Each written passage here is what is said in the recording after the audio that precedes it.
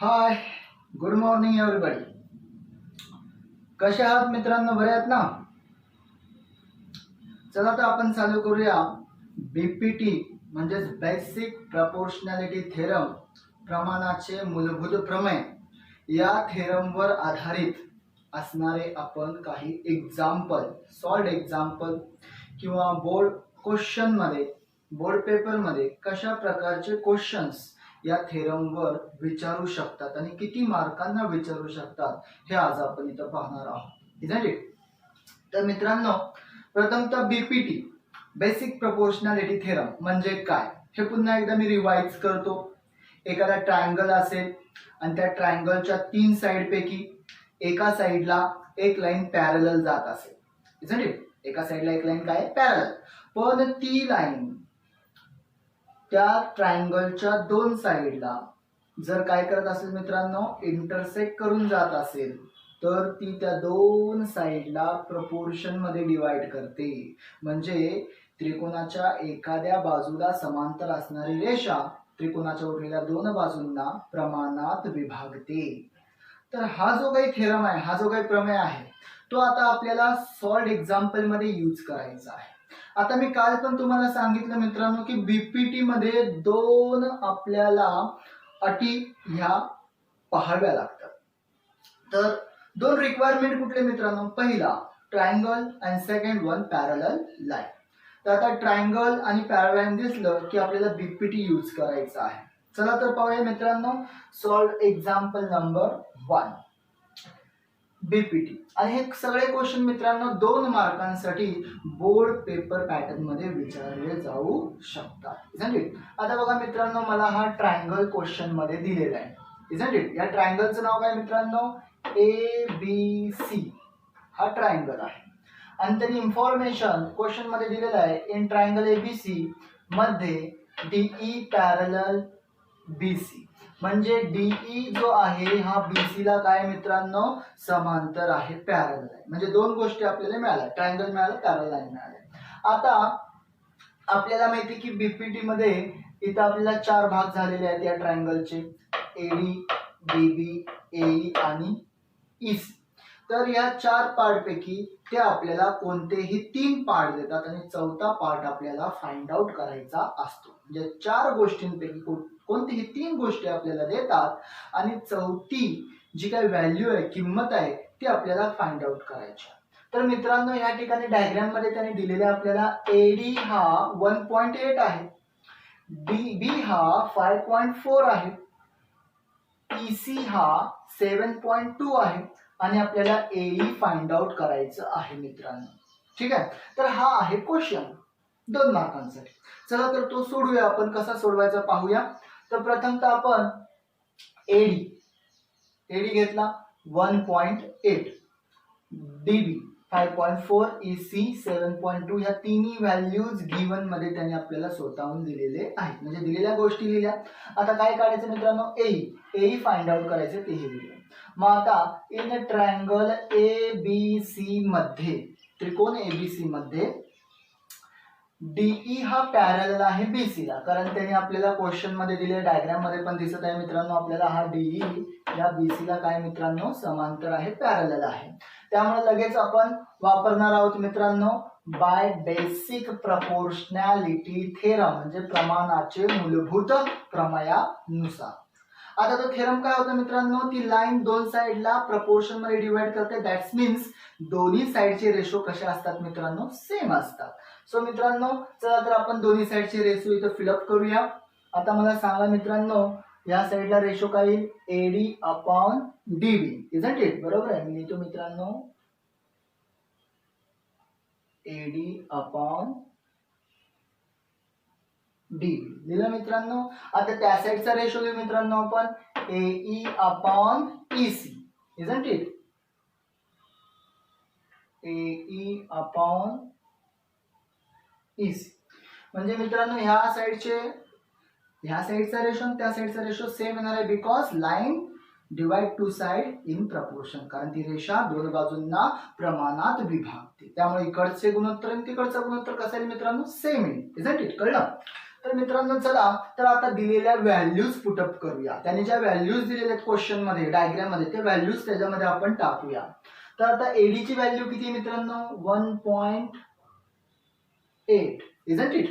त्यानंतर मित्रांनो डीबी ची व्हॅल्यू किती आहे मित्रांनो 5.4. त्यानंतर मित्रांनो ए दिलाय का नाही तो काढायचा आहे त्यामुळे त्याला तसाच आपण इथं काय करूया लिहूया. ए आहे तसा आपण पुटअप केला. त्यानंतर मित्रांनो ईसी दिलेला आपल्याला तो आहे 7.2. तर हा 7.2 मी इथं लिहिलेला आहे. कळलं मित्रांनो. चला आता 1.8 आणि 5.4 याला जर डिवायडेशन होत असेल मित्रांनो तर आपण डिवाइड करूया. Isn't it. तर आता याला डिवाइड होईल का हो कारण 18 च्या टेबल मध्येच आहे तो. 18 च्या टेबल मध्ये 18 1 जा 18 18 3 जा 54 18 1 18 18 3 54. त्यामुळे 18 1 जा 18 आणि 18 3 जा इजंट इट. म्हणजे काय रेशो आला मित्रांनो 1/3 आलेला आहे.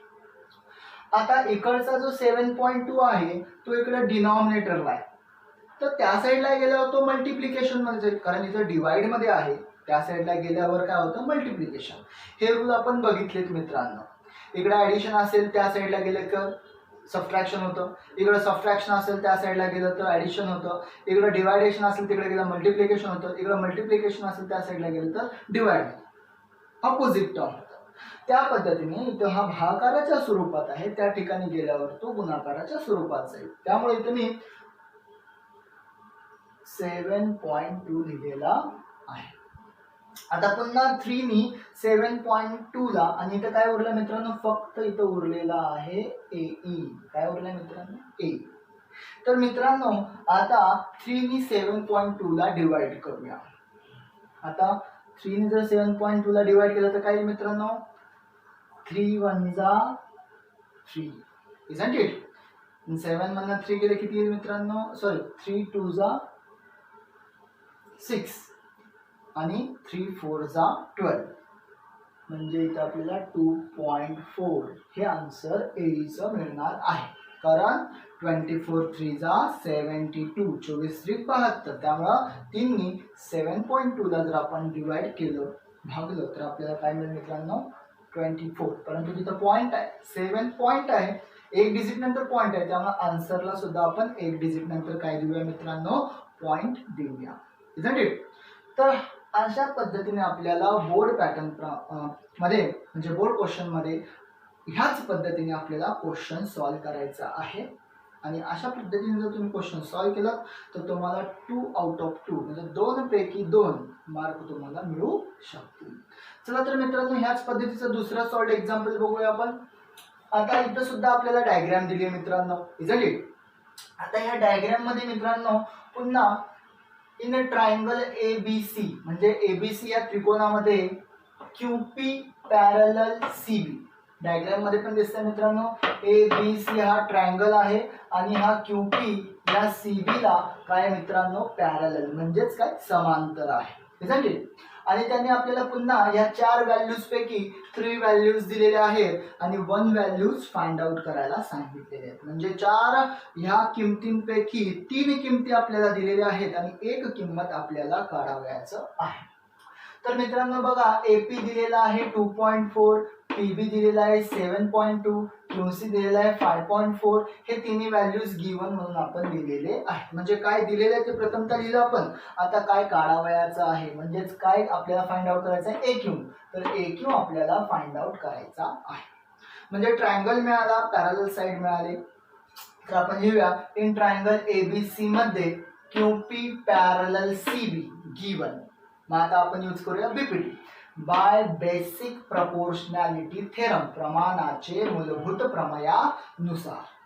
आता मी सांगितल्याप्रमाणे पुन्हा तुम्हाला काय करायचं आहे इकडचे रेशो आणि तिकडचे रेशो सेम दाखवायचे आहे. आता काही विद्यार्थी काय करतात त्यांना सवय असते वरूनच स्टार्ट करायची तर ते वरून स्टार्ट करतात असं. तर हे चुकीचं झालं मित्रांनो. आपल्याला वर्टेक्स नीट चेक करायचा आहे इजंट इट. तर वर्टेक्स इथं आहे मित्रांनो ए इथून आपल्याला स्टार्ट करायचं. त्यामुळे रेशो काय येईल मित्रांनो, AP upon PB isn't it, आणि AQ अपॉन QC. म्हणजेच आपल्याला रेशो हे लिहिताना नीट ट्रायंगलचा काय करायचं, ऑब्झर्वेशन करायचं आहे मित्रांनो. आणि मग लिहायचं आपल्याला मित्रांनो AP अपॉन PB. इकडचा रेशो लिहिला मित्रांनो, तर तिकडचा रेशो लिहूया आपण AQ अपॉन QC. कळलं मित्रांनो, काय करायचंय, ट्रायंगल नीट पाहायचं आणि रेशो व्यवस्थित लिहायचे आहे. आता मित्रांनो रेशो लिहिला, आपल्याला 1 मार्क मिळून जातो. ह्या स्टेप पर्यंत मित्रांनो आपल्याला किती मार्क मिळतात मित्रांनो, 1 मार्क मिळतो. आता 1 मार्क आपल्याला अजून गेन करायचे मित्रांनो. त्यासाठी आपल्याला व्हॅल्यू पुटअप करून ते सॉल्व्ह करून आपल्याला आन्सर फाइंड आउट करायचे मित्रांनो. तर चला, तर आता आपण व्हॅल्यू पुटअप करूया. AP आपल्याला दिलाय मित्रांनो 2.4. त्यानंतर PB दिलाय 7.2. ठीक आहे. त्यानंतर QC दिलाय मित्रांनो 5.4. आणि आता QC सॉरी मित्रांनो, AQ आपल्याला काढायचा आहे आणि QC दिलेला आहे मित्रांनो आपल्याला 5.4. काय दिलंय मित्रांनो, 5.4 आपल्याला दिलेला आहे. Isn't it. तर आता मित्रांनो डिवायडेशन महत्वाचं आहे. तर 24 आणि 72, जर तुम्हाला टेबल जर असेल तर डायरेक्ट 24च्या टेबलमध्ये 72 आहे. 24 3 72, 24 3 72. येत नसेल तर मग तुम्हाला 2 ने डिवाइड करा, पुन्हा आलेल्या आन्सरला पुन्हा 2 ने डिवाइड करा, असं तुम्हाला करत जावं लागेल. तर तसं पण येऊ शकतं. पण डिरेक्टली आपण 24 1 जा 24 आणि 24 3 जा 72. Isn't it. इथं दोन्ही ठिकाणी वर खाली 1 डिजिट नंतर पॉइंट असल्यामुळं आन्सरला पॉइंट येणार नाही. म्हणजे वर आणि खाली जर सेम डिजिट नंतर पॉइंट असेल तर पॉइंट विल गेट कॅन्सल. तर पॉइंटचा जो काही विषय तो निघून जातो. त्यामुळे येणारा आन्सर पॉइंट मध्ये येणार नाही, तो 1/3 असतो. कळलं मित्रांनो.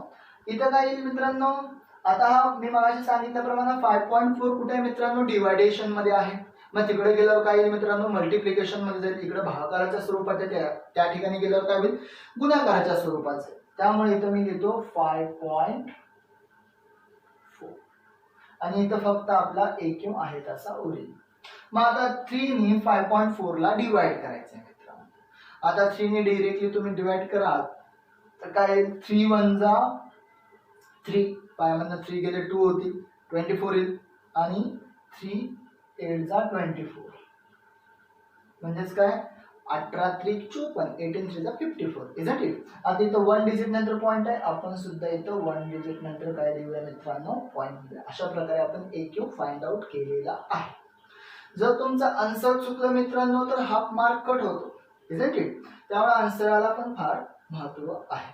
म्हणजे बघा, प्रथमतः तुम्ही दिलेल्या जे काही व्हॅल्यूज आहे ते लिहिले, जे काढायचे ते लिहिलं. त्यानंतर त्या ट्रायंगल मध्ये पॅरलल लाईन आहे गिवन मध्ये दिलं ते लिहिलं. त्यानंतर बेसिक प्रोपोर्शनॅलिटी थेरम अप्लाय केला आणि तो लिहिला.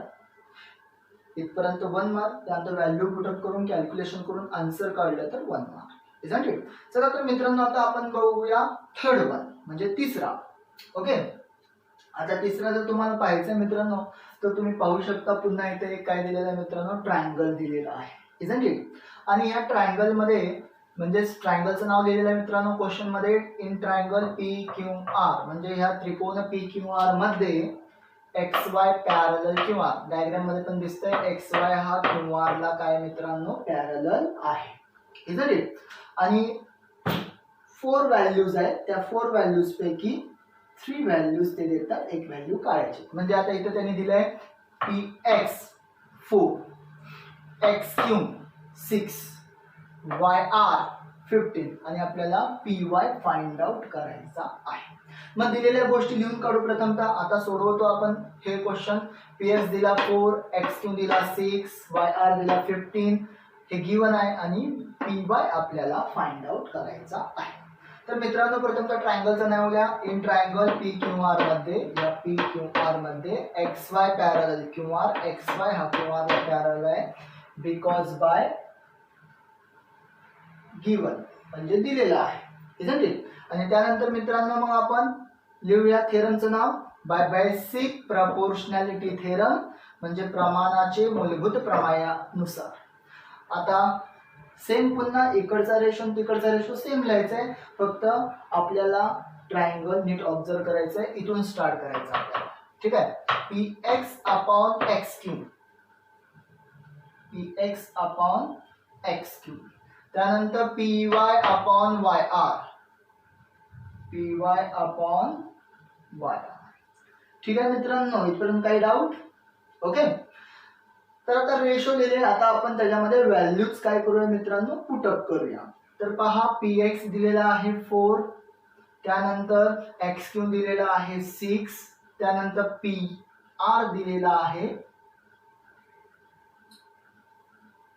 पी वाय आपल्याला काढायचं आहे आणि वाय आर आपल्याला दिलेला आहे 15. पुन्हा इथं डिवायडेशन 2 ने डिवाइड करू मित्रांनो. 2 2 जा 4 2 3 जा 6. Isn't it.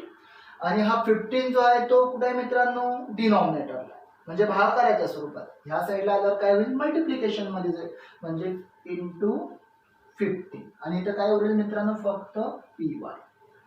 आता 3 ने डिवाइड केलं मित्रांनो. 3 5 जा 15 म्हणजे काय आलं मित्रांनो, 2 इंटू 5 म्हणजेच किती आलं मित्रांनो, 10. कळलं? पी वाय ची व्हॅल्यू किती आली मित्रांनो, 2 5 जा 10 म्हणजे 10 उत्तर हे आलेलं आहे.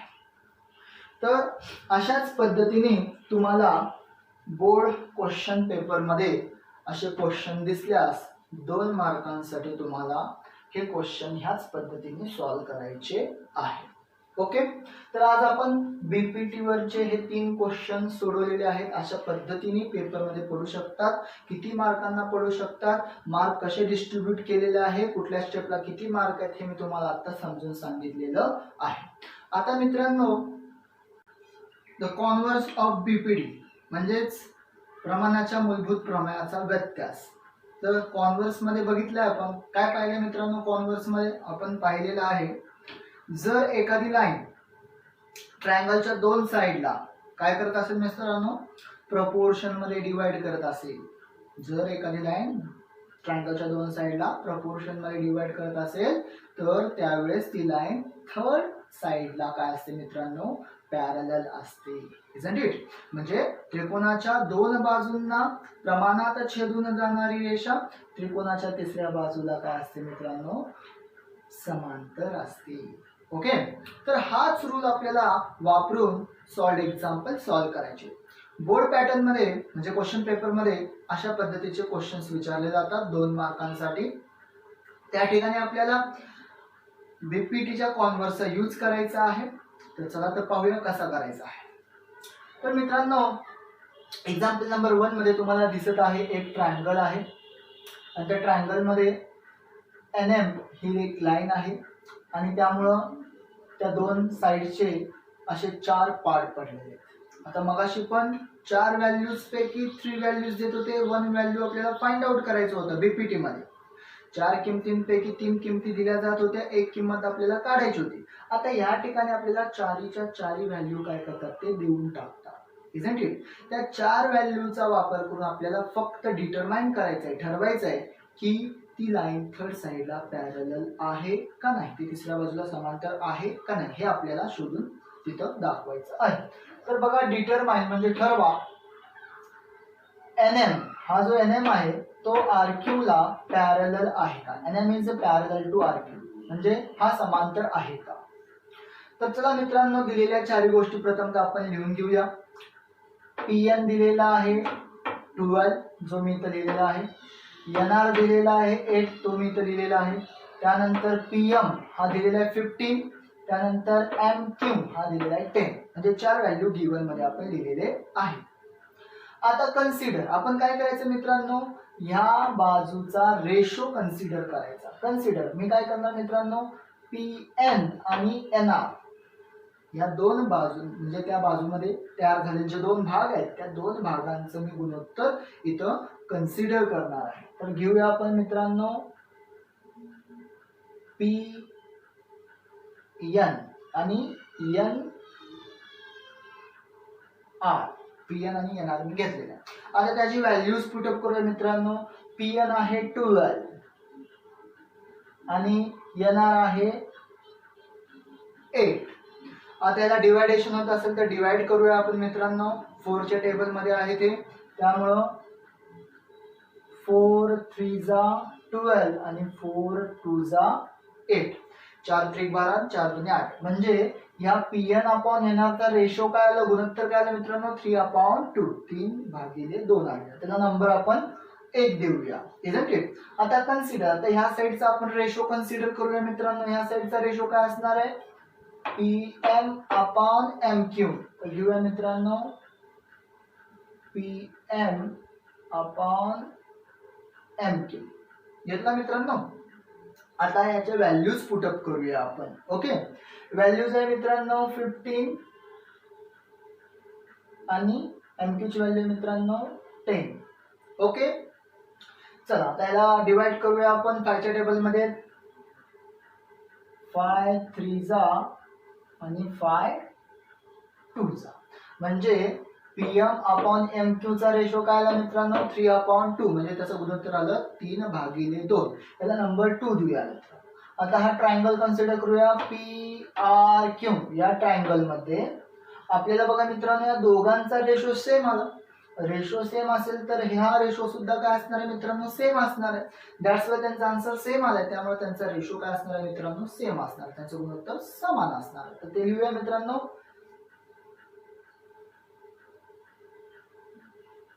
Pn upon Nr is equal to Pm upon M. आणि इथं रिझन दिलं मित्रांनो फ्रॉम 1 and 2. म्हणजे 1 आणि 2 वरून आपण त्यांचा रेशो सेम दाखवलेला आहे. कळलं मित्रांनो. इथं आपल्याला काय करायचं, रेशो सेम आहे का नाही हे बघायचं आहे. ते या एका साइडचा रेशो आणि त्या साइडचा रेशो घ्यायचा आहे, व्हॅल्यू पुटअप करायचे, आन्सर काढायचे. आन्सर सेम आला असेल तर रेशो सेम आहे, आन्सर जर डिफरंट आला असेल तर रेशो सेम नाही. तर मित्रांनो इथं पहा ह्या रेशो सेम आलाय. त्यामुळं मी लिहिलेलं आहे मित्रांनो by converse of basic proportionality theorem. म्हणजे प्रमाणाच्या मूलभूत प्रमेयाच्या व्यत्यासानुसार ही लाईन जी एन एम आहे N M is parallel to R Q. म्हणजे हा जो एन एम आहे हा आर क्यू ला पॅरलल आहे असं आपण प्रूव्ह करून दाखवलेलं आहे. तर मित्रांनो कळला का, हा बेसिक प्रपोर्शनॅलिटीचा आपण कॉन्व्हर्स यूज केलेला आहे. प्रमाणाच्या मूलभूत प्रमेयाचा आपण मित्रांनो व्यत्यास वापरलेला आहे. काय केलं मित्रांनो आपण, तर आपण एका साइडचा रेशो पहिला फाइंड आउट केला, दिलेल्या व्हॅल्यूज वरून त्याचा आन्सर काढलं. त्यानंतर दुसऱ्या साइडचा आपण रेशो व्हॅल्यूज पुटअप करून काढला. त्या दोघांच्या रेशोचा आन्सर जर सेम आला असेल तर फ्रॉम 1 and 2 वरून आपण ते दोन रेशो इक्वल दाखवले. आणि जर रेशो इक्वल असतील तर ती लाईन पॅरलल असणार आहे बिकॉज बाय बेसिक प्रपोर्शनॅलिटीचा कॉन्व्हर्स. Isn't it. म्हणजे गुणोत्तरांचं उत्तर समान असेल तर ते दोन गुणोत्तर समान असतील आणि दोन गुणोत्तर समान असतील तर प्रमाणाच्या मूलभूत प्रमेयाच्या व्यत्यासानुसार ती लाईन त्या बाजूला समांतर असणार आहे. Isn't it clear that. कळलं मित्रांनो. याच पद्धतीने आता मार्काचं डिस्ट्रीब्युशन कसं आहे, तर पहिला रेशो तुम्ही फाइंड आउट केला हाफ मार्क मिळेल, दुसरा रेशो फाइंड आउट केला हाफ मार्क मिळेल. म्हणजे जर रेशो तुम्ही जर फाइंड आउट केले तर तुम्हाला 1 मार्क मिळणार आहे. आणि त्या दोन रेशो वरून जर तुम्ही इक्वल जर दाखवले ते दोन रेशो तर तिथे हाफ मार्क मिळेल. आणि बेसिक प्रपोर्शनॅलिटी थेरमचा कॉन्व्हर्स आपण जर इथे लिहिला आणि आन्सर लिहिलं तर आपल्याला हाफ मार्क. अशा प्रकारे हा सुद्धा 2 मार्कांचा प्रश्न परीक्षेत विचारला जाऊ शकतो. त्याला याच पद्धतीने सॉल्व्ह करायचा आहे. तर चला त्याच पद्धतीने आपण पुढचे आपण एक्झाम्पल पाहूया मित्रांनो. आता सेकंड एक्झाम्पल पहा. एक्स वाय झेड हा ट्रायंगल दिलेला आहे. पीक्यू त्याच्यामध्ये लाईन आहे आणि 4 व्हॅल्यूज त्याने आपल्याला दिलेल्या आहेत आणि विचारलाय डिटरमाइन म्हणजे ठरवा पीक्यू हा पीक्यू या वाय झेड ला पॅरलल आहे का. समांतर आहे का ठरवायचं आपल्याला. चला तर दिलेल्या 4 गोष्टी प्रथमतः आपण लिहून घेऊया.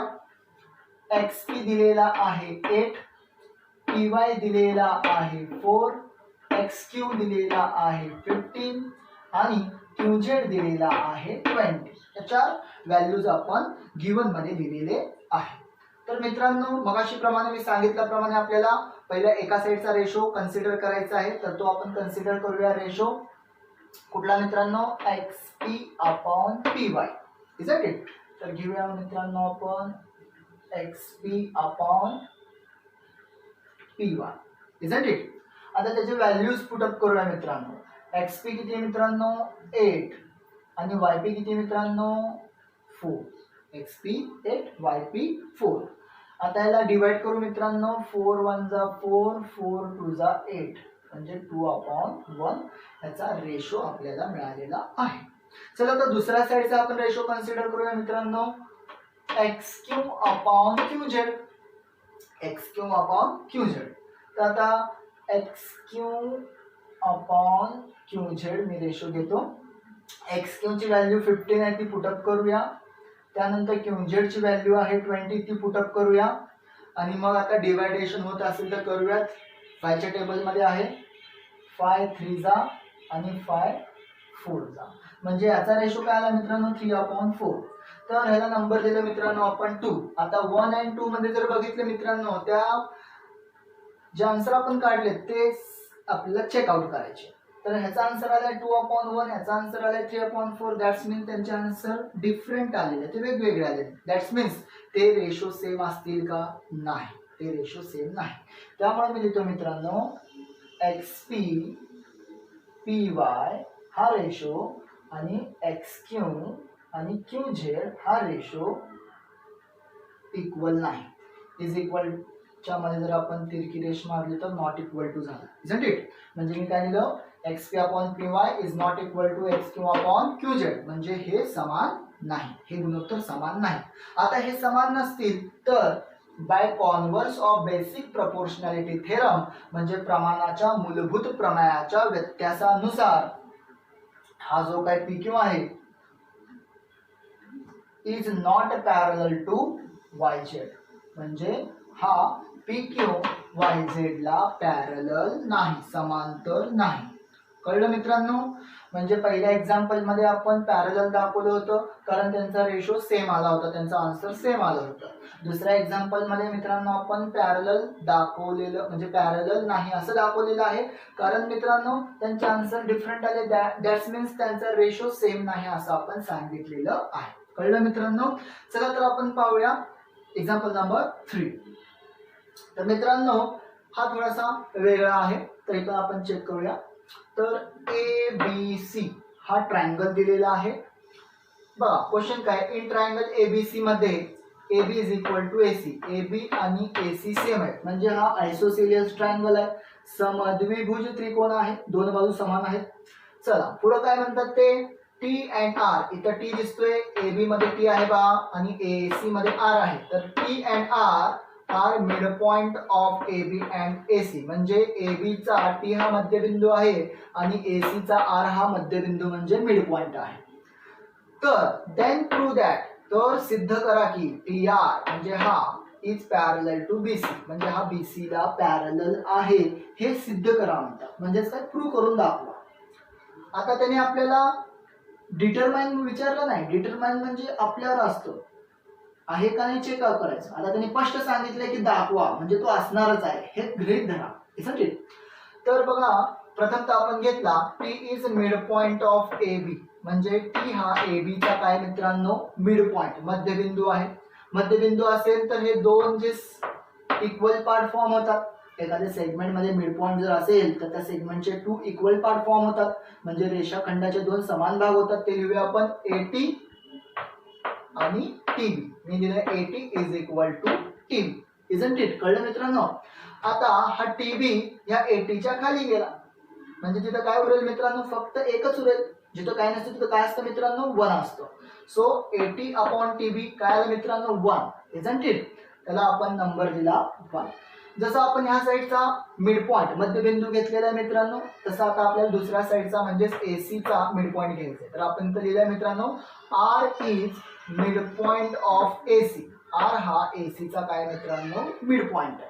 आणि मिड पॉइंट असल्यामुळे दोन इक्वल पार्ट फॉर्म झाले, ए आर आणि आर सी. तर मी इथं लिहिलेलं आहे मित्रांनो, A R is equal to R C, isn't it. आता आर सी इकडं ए आरच्या खाली आल्यावर तिकडे काय उरेल मित्रांनो 1 उरेल. म्हणजे पुन्हा A R upon R C ची व्हॅल्यू काय आली मित्रांनो 1, त्याला नंबर दिला 2. आता ए बी सी हा ट्रायंगल घेतला मित्रांनो आपण, आणि ह्या 1 आणि 2 वरून काय कळलं मित्रांनो, त्यांचा आन्सर सेम आलाय. 1 1 सेम आन्सर आहे, समान उत्तर आहे. त्यामुळे हा रेशो कसा असेल मित्रांनो, सेम असेल, इजंट इट. त्यामुळे आपण लिहूया मित्रांनो एटी अपॉन टीबी आणि A R upon R C. म्हणजे रेशो सेम आला, आणि रेशो जर सेम आला तर ती लाईन पॅरलल असते, बिकॉज बाय बेसिक प्रोपोर्शनॅलिटी थेरमचा कॉन्व्हर्स.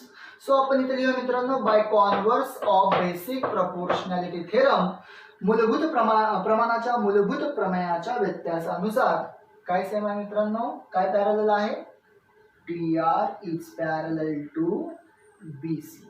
कळलं मित्रांनो, टी आर हा बी सी ला पॅरलल दाखवायला सांगितलं होतं, तो आपण दाखवलेला आहे, इजंट इट. तर अशा पद्धतीने मित्रांनो आपल्याला 2 मार्कांसाठी बोर्ड क्वेश्चन पेपर मध्ये हे प्रश्न विचारले जाऊ शकतात.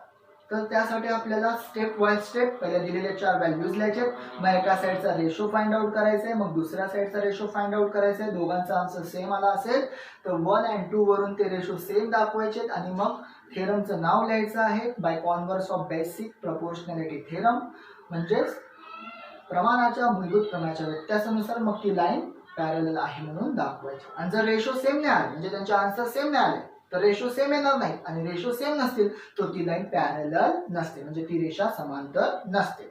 तर या गुणधर्माचा वापर आपल्याला तिथं व्यवस्थित करायचा आहे.